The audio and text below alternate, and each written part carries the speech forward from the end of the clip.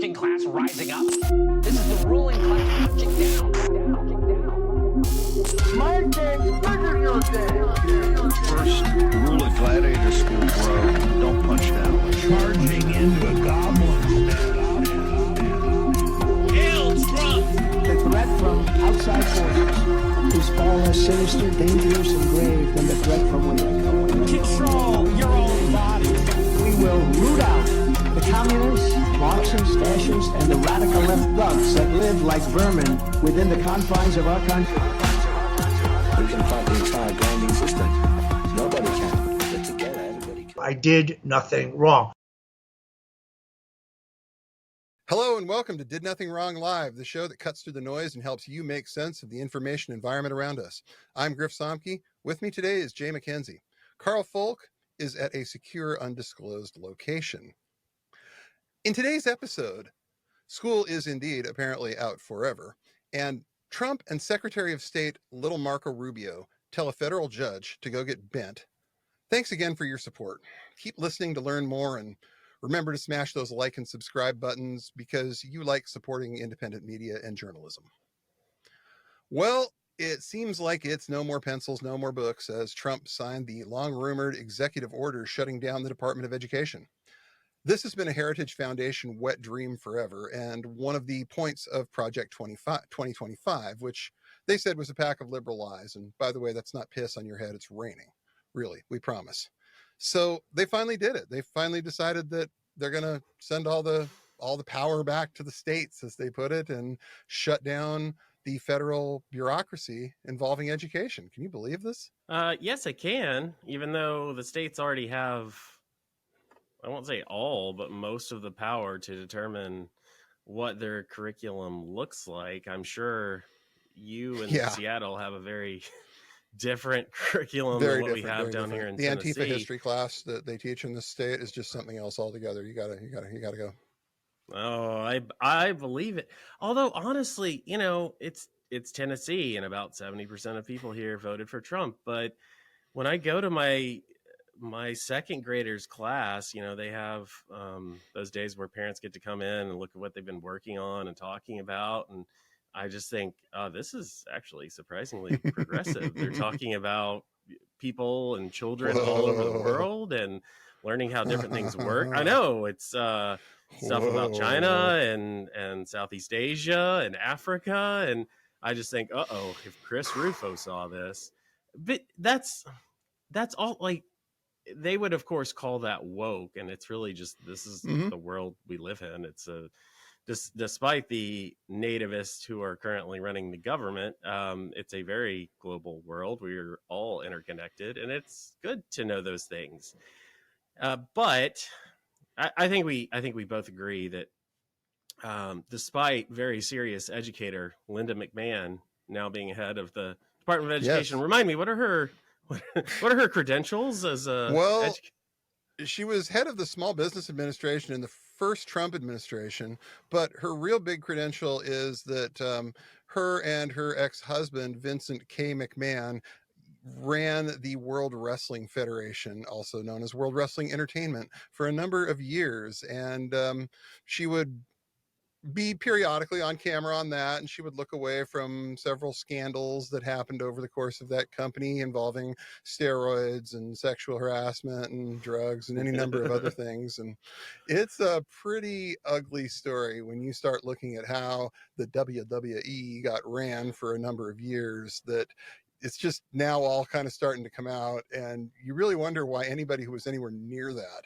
gets a federal job, especially a cabinet level position like Secretary of Education. But, you know, when you're in with the boss, then the boss takes care of you, I guess, is the message that we're getting. Well, I guess the WWE is the MIT of performance enhancing drugs, right?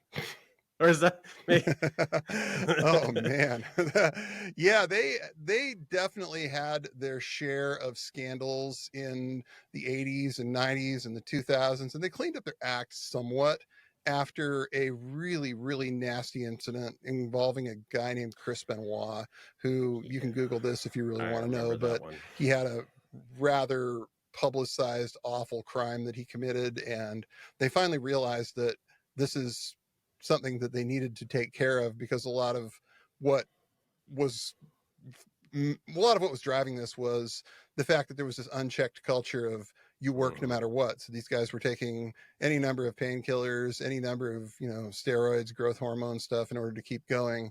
And they finally instituted a wellness program, and, the jury's kind of still out on that, but guys aren't quite having to kill themselves quite as much for the business as they used to. Yeah. That much is serious. But, Linda McMahon was definitely in charge when all that stuff went down.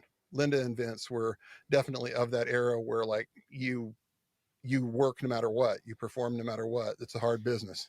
And, I'm not going to say they're responsible for it. Obviously, Chris Benoit was responsible for his own choices, unfortunately, but they're definitely guilty of creating a culture where guys felt like they needed to do that. Well, and if you look at, getting back to Trump's executive order, if you look at that history with WWE, and there's a level of just heartlessness there that really people and their emotions and the physical and mental toil that the people in the WWE worked under, it requires your bosses just not really care a whole lot about you. And once again, you've got Trump signing this executive order, which, while I think we both agree it's essentially part of a plan to resegregate schools in this country, and that's the way it's heading. School choice is going to benefit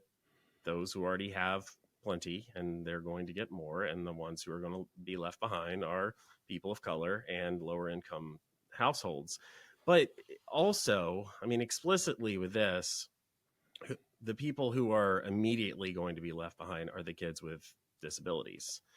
And they have essentially cut just about all of the funding that goes to these kids, and that gives them the help and the support they need to learn and to live as fulfilling a life as possible, given whatever their circumstances are.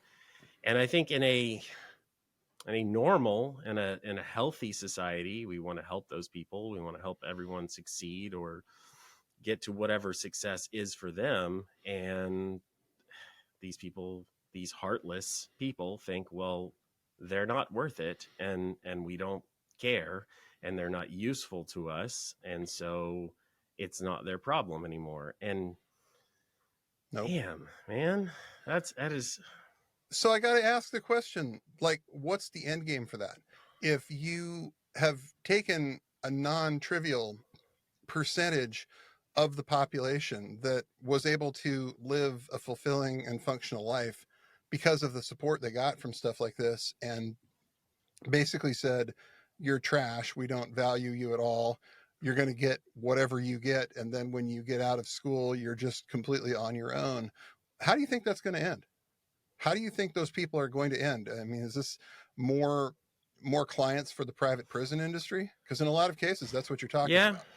You're talking about people who got behavioral support, counseling, ways to basically function that they're not going to get under these new guidelines, at which point they're not going to be as well adapted to live in society, and they're going to end up not being able to live in society due to some choices. Yeah, I mean, that's true, because this is going to run the whole gamut of kids who are, if your child has Down syndrome, no, they're never going to have a normal life. But it's not, I mean, the full spectrum of people here. You have kids who are always going to need high levels of support. You also have kids who maybe are suffering from abuse, or there's PTSD related to that. You have kids with mild autism, ADHD, things that can be treated, things that aren't going to be cured. It's going to be a lifelong issue that you're going to have to deal with, but you can live a normal life. You get the help and support that you need. Right. You can be a normal, functioning, happy person who honestly is indistinguishable from the rest of us, because we all got our own shit going on. Right. So yeah, I mean, those kids, they need help early, because the longer out that help comes, if it ever comes, the harder it's going to be. Once you build in those habits and those those thought patterns and those way of dealing with problems, like it is harder and harder to break that. And yeah, I think you're right. I mean, I think realistically, Trump and these people would look at someone who's has Down syndrome or some other condition that's going to require lifelong care and just think there is no value to this person. I mean, it sounds terrible, but I think that's it. And with the others, I mean, if they even give it a thought, it's, well, rub some dirt on it and, pick yourself up, kid. Learn to deal. We all figure did, it out. Pick it up, kid. And it's terrible. I mean, I can't help but think though that, look, I mean, with some of these, the Nazis euthanized people that they deemed surplus, that they said were less than, that were, I mean, it wasn't just obviously the Holocaust and the deaths of 6 million Jews was the thing that people remember and talk about, rightly so, but it wasn't just Jewish people. It was gypsies. It was homosexuals. It was anybody that the Nazis felt was in the way of creating their perfect Aryan society. And that was the disabled. That was the Jews. That was the gypsies. That was the Roma. That was the people who were any way, shape, or form different. And they were trying to stamp that out. And you start to see the parallels here. You really, I mean, okay. So calling people a Nazi, they're obviously not from, the Nazi region of France. So we can't really use that phrase, but we see the parallels here. I mean, they can't get away with that. So they can't do it. And I'm not saying they would do it if they could. Okay, fine. It hasn't happened yet, yada, yada. But it's the same rationale. I mean, it's like these people should be neither seen nor heard, is what Trump and his supporters would probably tell you. And they don't care. And they don't want their money, supposedly, their money, their tax dollars going to this because they think it's a waste. And it's terrible, but it's where we are. I seem to remember a sermon that some guy gave a few thousand years ago, ostensibly. And one of the things that he supposedly said was something about the poor and how you will have them with you always. And you could expand that a whole lot to the idea that you're always going to have people who aren't necessarily as functional in a society as the vast majority of people. And that's a question every society's had to answer about what do we do here? And if this is the answer that we've come up with in 2025, God help us. God help us, really. Yeah, I'm with you. I don't think that this is what Jesus would have done. And I also think, I mean, you can't separate that from the other part of this for them, which is that, as usual, it's about the money, it's about the grift, because with dismantling the Department of Education, there are a lot of questions now about the management of federal student loans.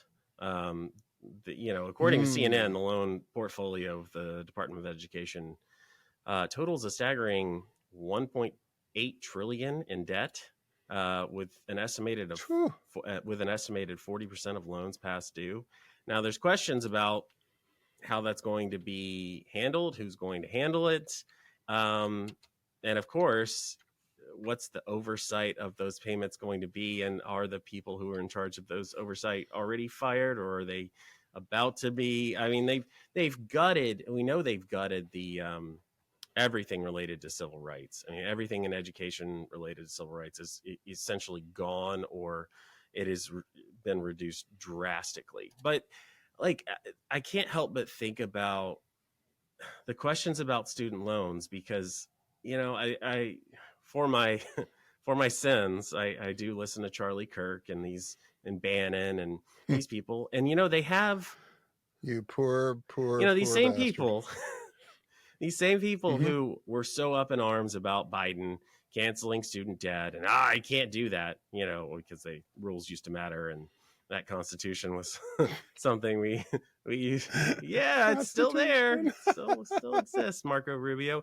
But Look, they were so mad at Biden for doing that, for trying to help people, but at the same time, they have in between their segments, on the commercial break for both shows, they have ads for privatized loans, privatized payments for student loans, and we can help you with those payments, and it doesn't matter if your credit is bad, and we just it's like cash advance for student loans. Debt consolidation. People, they're always we'll help you with those. We'll help you with those. That Hillsdale College education was pretty expensive. It was worth it, but you paid for that, so you're going to pay us to go to school, and then we've got this private company that's a partner with us, and you're going to pay them to bundle your student loan payments, and the interest rates are don't even ask. And we used to call that usury. I mean, at one point, and we used to be a proper country once upon a time. But like, we don't. I mean, it's the same thing. We have in this country, we've basically cured obesity, or there's now a drug you can take, and for most people it has cured obesity. But of course the right has created their own alternative natural obesity drug. They also have ads for that, right? Where don't buy the one that works, because that's big pharma just wants you to be fat and lazy, and actually you just need to try this one because it's all natural and it does the same thing and no side effects. And they advertise with us. Yeah, they just happen right after that segment with the debt consolidation of your student loans that you voted to make sure you could still have. And and then My Patriot Supply, I'm sure, is still there for when the world ends, because the Antifa super soldiers. Our obesity drug made by the same people who make Brain Force. Yeah, exactly. Don't ask us what's in it. Just like don't ask us and MK Ultra. I mean, it's always about the money, and that we always have a better option for you. I just it's always been blatant. It's always been out there, but it's sad that we're at the point now where like dick pills are quaint. He sells dick pills on his side. It's like, remember that simpler time. Dick pills and gold. I remember this. The other thing that I think that you got to tie in here is that you look at the people that are really profiting from Trump's term, and the private prison industry has done really, really, really well under both Trump terms. Companies like CoreCivic, Geo Group have been able to raise all kinds of money as a result of coming in, taking over the management of prisons. And I can't help but think that one of the goals here of dismantling the Department of Education, stopping a lot of very vulnerable people from getting the support that they need and that they could use to become somewhat functional adults and to stay off the radar of the prison industrial complex. Part of this is a payoff to those people. I can't help but think that this is one way that they can increase the prison population, because there's just no looking at it any other way. These people, everything else is a payoff, right? Everything's for sale. Realistically, we know there's no amount of corruption that's going to change anything. It's not going to change voters' minds. It's certainly not going to be a scandal that gets Trump out of office or any real hot water. The Pulitzer is waiting for the person that uncovers this. I remember with the private prisons, it being a big deal when back in the olden times, Jeff Sessions, Trump's first attorney general, had a number.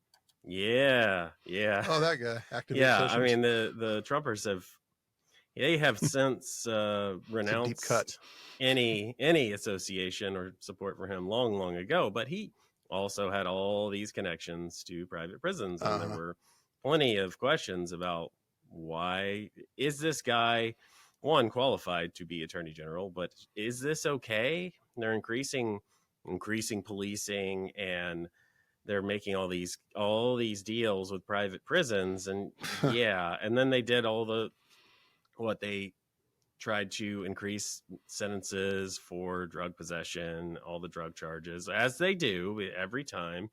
Democrats roll it back and Republicans bring it back, and maybe worse. But yeah, they're gonna make some money. The people they don't send to El Salvador, those are gonna be the brown people and the hopefully not the political dissidents, but we're still kind of crossing our fingers on that one. We'll have to see. I'm kidding a little bit. I think, I don't know, based on everything that's happened this week, and I know we're going to get into this in our next segment, but yeah, I mean, the private prisons are for the people that Trump supporters don't care about, and they are happy just sending away, but they're no threat to them. The people who are a threat to them, real or imagined, are currently going to much worse places. Yeah, and speaking of much worse places, we are starting to see that now. We're seeing people who are coming into the country who have opinions that don't necessarily flatter the Trump administration. We're seeing people that are coming into the country who have potentially spoken out about Palestine, spoken out about various causes, starting to get immediately pulled off of planes, starting to, in some cases, get locked up in detention centers. There was a rather prominent story about a Canadian woman who got herself locked in the detention center in Tacoma, Washington for a month because they didn't like something that she had written on social media. And we saw the legendary UK punk band UK Subs coming in this week to Los Angeles to play a show. 3/4 of the band ended up getting turned away at the airport after being locked up for almost 24 hours in a holding cell for, as one of the band members put it in an article about this that we'll link to, there was a reason that they were not prepared to disclose.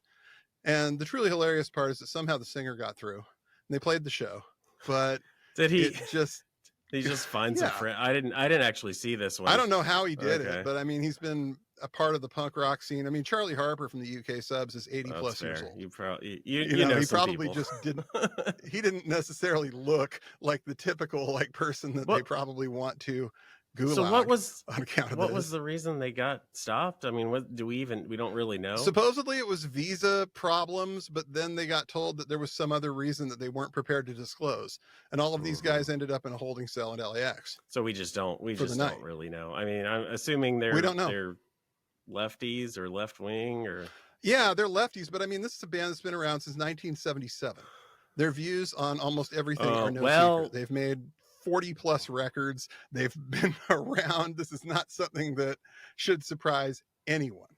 Great band, I don't know. Is saying nice things about Jimmy Carter enough to get you turned away now? If we're going back that far, he should. I'm sure they have an anti-Thatcher record. That pisses some people off. Everybody does from that era. He should have kept his peanut farm and or something. Put him on. It's on the AI list now, and that's the thing that people should be aware of, is they are combing everyone's social media profiles, and they are gathering up everything they can about what you've said, and they are using AI to automate it. So, because it's too much information for people to actually sift through. So, hey, you got to say what you got to say, and I get it, but unfortunately, they're watching. They are.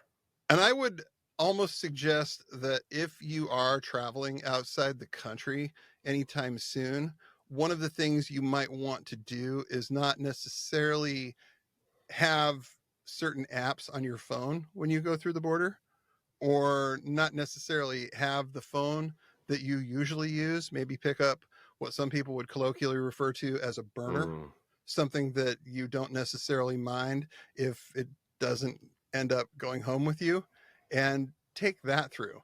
Because the idea of, having an ICE agent go through your phone just doesn't sound great to me right now. No. Doesn't sound great, I'm sure, to probably a lot of people. Even, you think, well, I'm an American citizen, they couldn't do that to me. Well, that's the funny part, because we were talking about El Salvador and how we've started sending ostensible gang members to El Salvador for, detention. Marco Rubio had a sit down with a guy named Nayib Bukele, who is the president of El Salvador. He's self-proclaimed world's coolest dictator. And he said that apparently El Salvador has offered to accept and jail, quote, violent American criminals. He said this is a very generous offer and said that President Donald Trump would have to make a decision on whether to move forward with it. And Trump has made a couple of comments about shipping people to El Salvador lately on his Truth Social. So it's clear that maybe Trump has heard about this and thinks, man, this is kind of a good idea. As Rubio stated at a news conference, there are obviously legalities involved. We have a constitution. Yes. Do we? Do we? Well, because you would think that this conversation wouldn't even fucking get started if we actually had a functional constitution. We have a physical document. It is in a building in DC. It is a physical document that exists. Now, how that I think I saw a Nick Cage movie about it one time. I think he stole it. Oh yeah. Maybe. But really, yes, there is a physical copy of a document called the United States Constitution. Whether we're actually bothering to read it before we say things like that in public anymore, well, that's a good question. And what's a violent American criminal? Okay, yes, we have a constitution, and maybe that is going to be respected, although they've clearly been pushing that to the limit. But it's the same thing as what is a quote unquote Hamas supporter?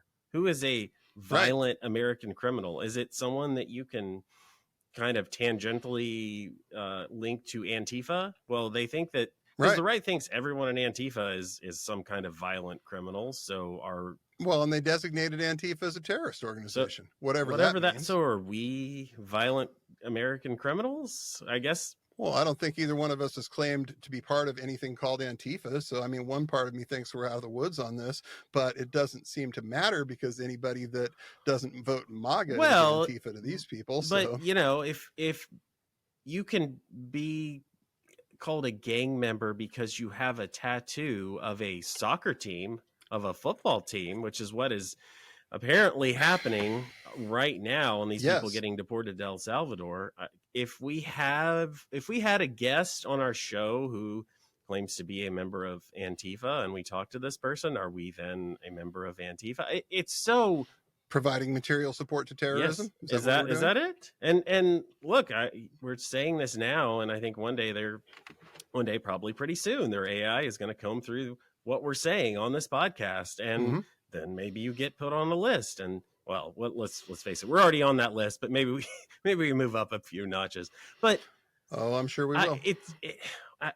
Words matter about as much as the Constitution matters. I don't know where this ends, and it's the fact that this is so early that we're barely 2 months in, and we're already at this point. We're already asking this question, and we were asking this question 2 or 3 years ago because we knew the potential was here for this. We knew. I remember reading about Bukele before anybody knew who he was 2 or 3 years ago, and how he toured around DC, and mostly he was still kind of obscure, but trying to make a name for himself at the end of Trump's first term. And they kind of didn't really pay attention to him. Trump met with him, but it was kind of, okay, hi, how you doing? But they kept pushing and it kept growing, and we don't know where it ends. So, and anyone who's saying, well, it's only the gang members, it's only the violent criminals, you can get called anything, and there's no guarantee that anyone is going to come and say, oh, no, you can't take him. I mean, they might say it. Your friends and family will say it, but is anybody going to enforce the truth? Is anybody going to enforce the Constitution? Because we know Marco Rubio isn't. How is anyone going to enforce this? And that's the problem. I mean, you find yourself thinking like, they're not even showing ID. They're showing up at a lot of places with no ID, no badges, because they're afraid they're going to get doxxed, and they're just hauling people out at this point. This is absolute, I mean, I don't know how you use any other words besides fascism Well, or totalitarianism. it's what it is, and that's where we are. That's what they do. And these prisons in El Salvador. I was listening to something this week, and somebody was asking, "Are these the worst prisons in the world?" And yes. They are right up there at the top. I'm sure there's some in China that we don't know about that are not good. I mean, there are awful prisons all over. There's the Siberian prison in Russia where Alexei Navalny essentially starved to death. Also not great. There's plenty of bad places, but this prison in El Salvador is intentionally awful and brutal and is meant to.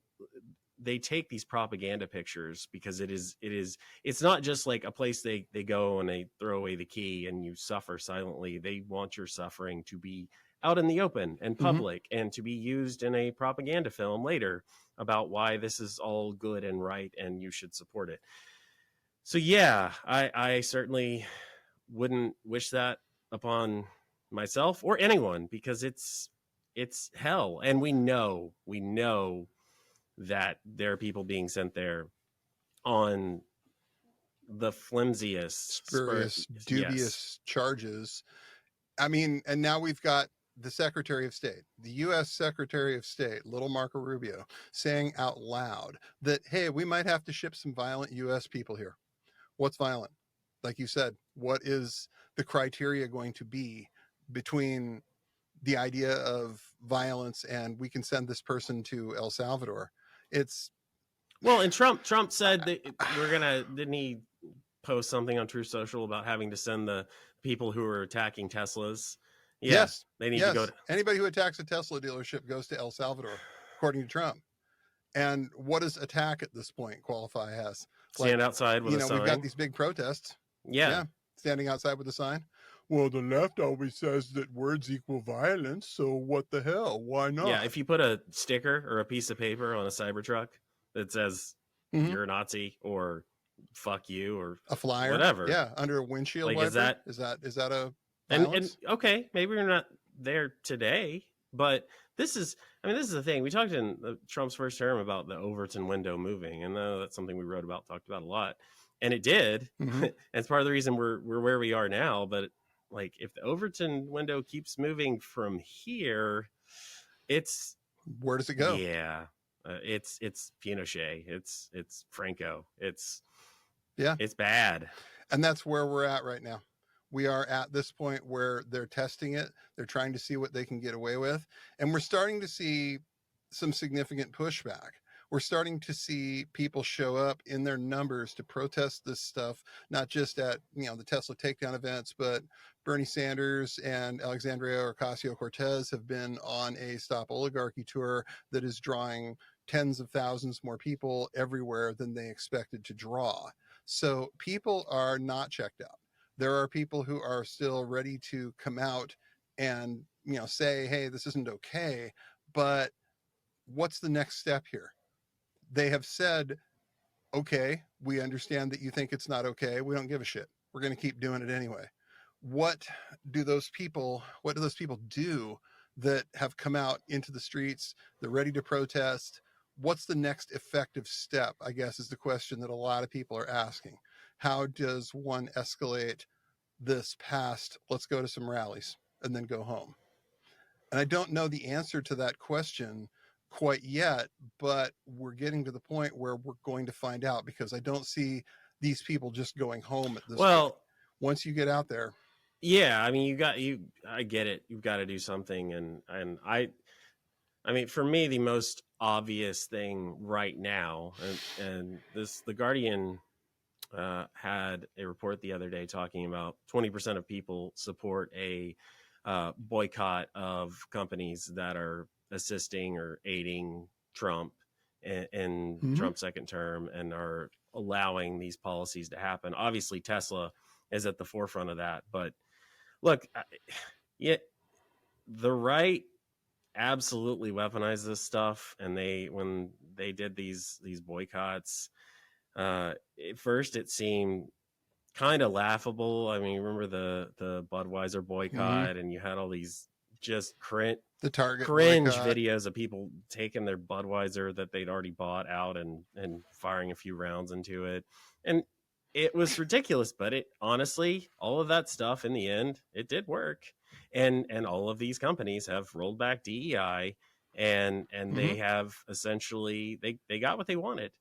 Right now, the most effective thing are these protests against Tesla. It is boycotting these companies. It is convincing people that they need to sell their Teslas, that they need to divest and not give the companies that are allowing Trump to do this, and there are a lot of them, anything, starve them and let it be known why you're doing that and be loud.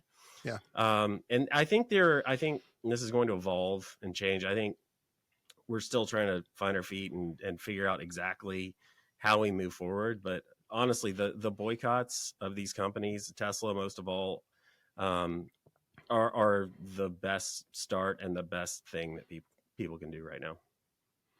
And making it very clear why, making it very clear what you're doing and why, making it really loud. And I think that you're starting to see that with other companies. You look at where Target's sales have been ever since they went to we're getting rid of DEI. There's been a significant drop in sales at Target Corporation. Yep. So maybe the next thing to do would be to show up at Target with some signs. And maybe it should. My wife has stopped going to Target and she honestly hates it. She loves Target. The kids love Target. It's a great place to go, but if you want to enable this, if you want to support this, then fuck you. We'll go somewhere else. And sometimes the alternatives aren't great, but you still got to pick. I mean, you still got to pick the less bad option. I mean, we know Target hasn't been wonderful, but I'm speaking as somebody who hasn't voluntarily shopped in a Walmart in decades, and Target was the place you go to buy the stuff that you can't. That Walmart is where a lot of people buy it.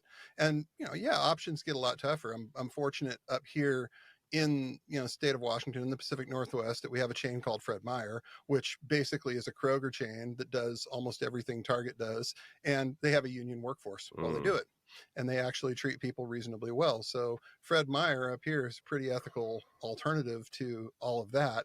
There are places, I used to live in Northern California where there wasn't really a good choice that would replace all of that. So I get it that sometimes it's a lot harder and you might have to go to, 2 or 3 stores when you're used to going to one. But at what price does this stuff come? I mean, it's, is your convenience worth more? And sometimes it has to be, but other times it's like, no, I got some time. I got some extra time. I can go to the other store. I can do this other thing. And you find yourself really thinking that like, this is the only way, in, the words of the boss and, Kill Bill, fucking with your cash is the only thing you kids understand. And that's really where we're at. I mean, Target understood quite well what it was like to be boycotted by the right wingers when the right wingers did it over the supposed trans clothing that they were selling. And now let's let them see it from the other side, I guess. Yep. I mean, these are absolute kind of first world problems of having to go to 2 or 3 stores instead of one. But so if that's all you can do, it's something.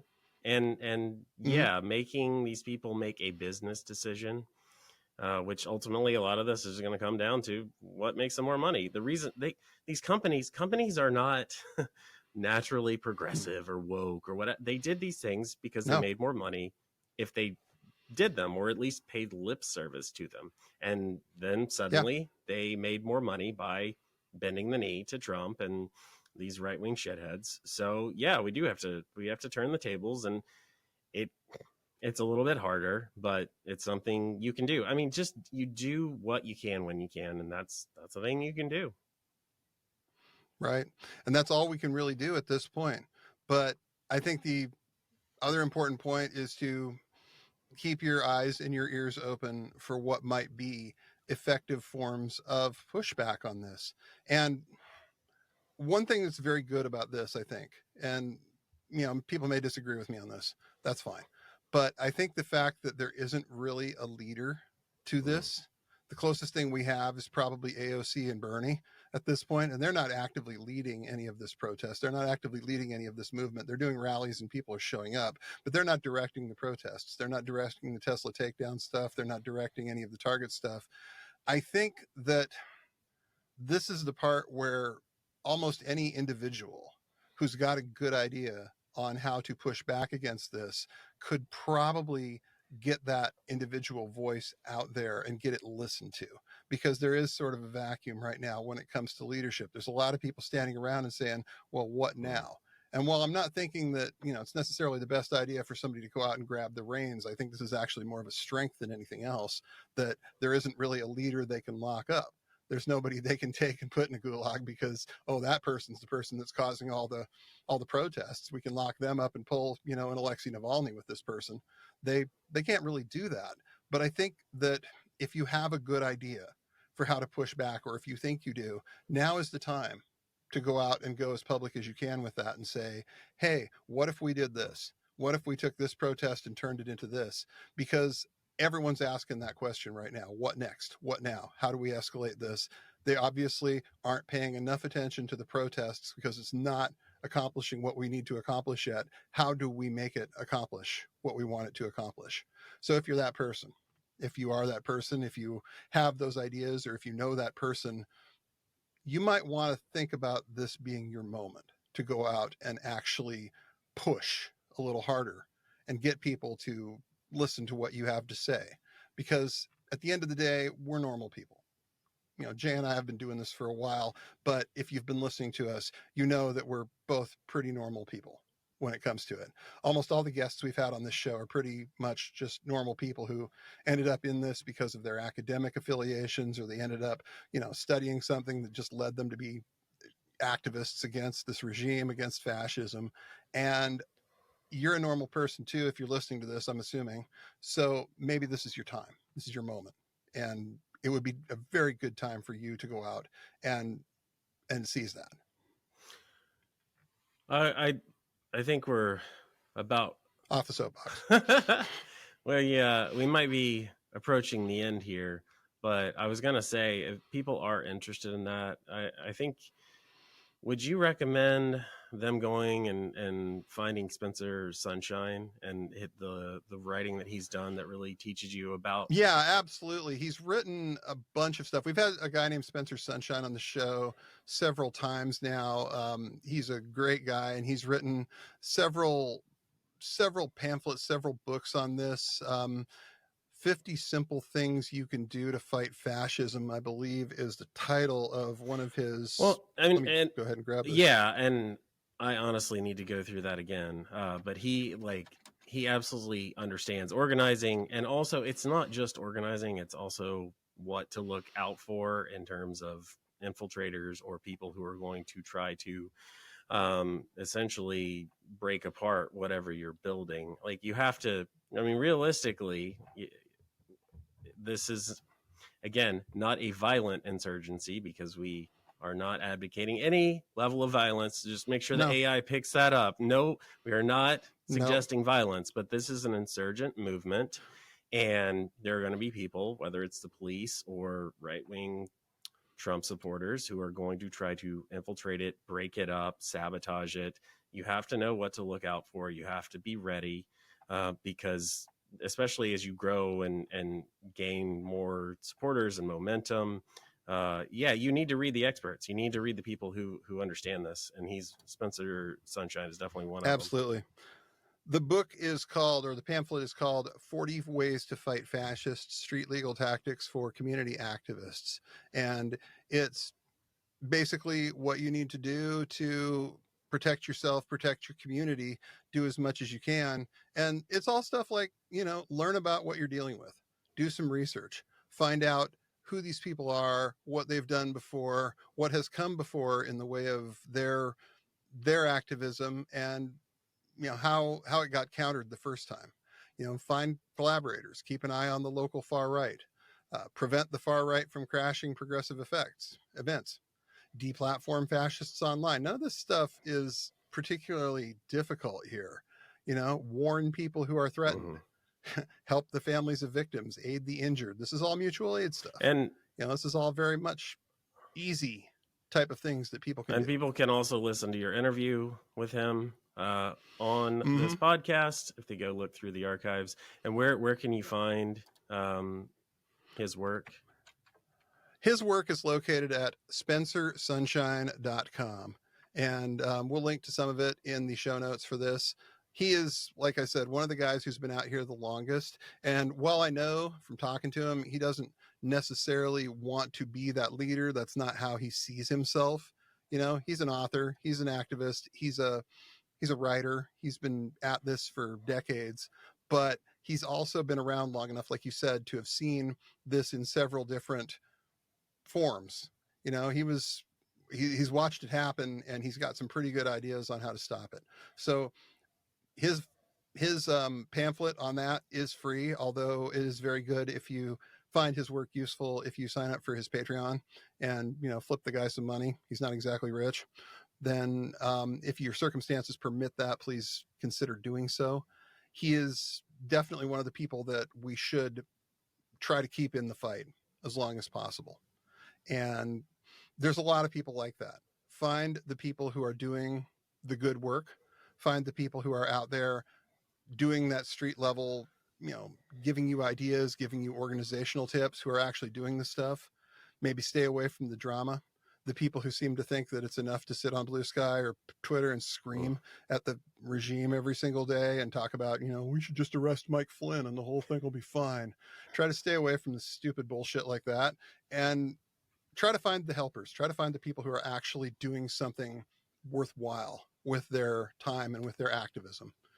I think that's the way to go, is to just find and make a coalition of the people who actually really want the change, as opposed to the people who are just clout farming out of this whole thing, because those people exist too.